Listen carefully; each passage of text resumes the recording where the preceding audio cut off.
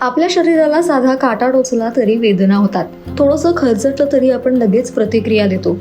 पण एक प्रश्न कायम पडतो, आपण केस कापतो, नखं कापतो, पण वेदना का होत नाही? हे शरीराचा भाग नाहीत का? मग असं का होतं? खरं तर केस आणि नखं इतर अवयवांसारखे जिवंत नसतात.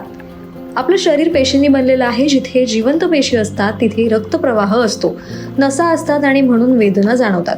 पण केस आणि नखांचा जो बाहेर दिसणारा भाग आहे तो मृत पेशींनी बनलेला असतो. म्हणजेच काय, तो जिवंत नसतो. म्हणून केस किंवा नखं कापताना आपल्याला वेदना होत नाही. केस आणि नखं कशापासून बनतात? केस आणि नखं केराटिन नावाच्या कडक प्रथिनांपासून तयार होतात. हेच केराटिन केस आणि नखांना मजबूत करतात.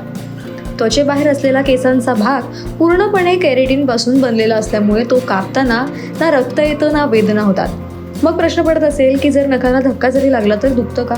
कारण नखांचा पुढचा भाग हा मृत पेशींचा असतो, पण नखांचा खालचा भाग हा त्वचेशी जोडलेला असतो. तो भाग जिवंत पेशींनी बनलेला असल्यामुळे त्याला धक्का लागला तर वेदना होतात. नखं मुळापासून निघाली तर दुखणं जास्त होतं, कारण तिथे नसा आणि रक्तप्रवाह दोन्ही असतं. आणखी एक मजेशीर गोष्ट म्हणजे केस कापताना काहीच होत नाही, पण केस उपटल्यावर मात्र दुखतं. का?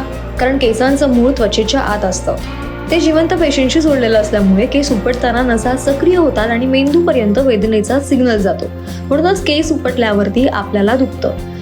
निसर्गाने केस आणि नखांची रचना खूप हुशारीने केली आहे. जर केस आणि नखं कापताना वेदना झाल्या असत्या तर आपलं रोजचं आयुष्य किती कठीण झालं असतं याचा विचार करा. म्हणूनच केस आणि नखं शरीराचे भाग असले तरी वेदना न होणारी ही निसर्गाची एक खास रचना आहे.